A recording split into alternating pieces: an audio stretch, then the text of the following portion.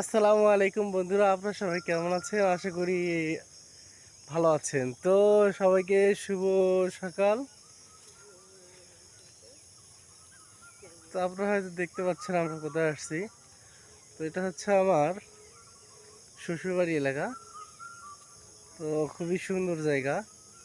তো এই জন্য সকালে আসছিলাম আজকে দেখার জন্য।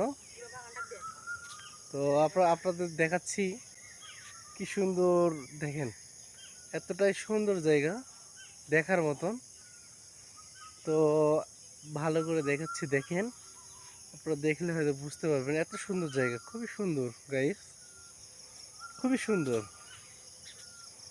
দেখেন, দেখতে থাকেন আপনারা, দেখেন, ঠিক আছে, খুবই সুন্দর জায়গা।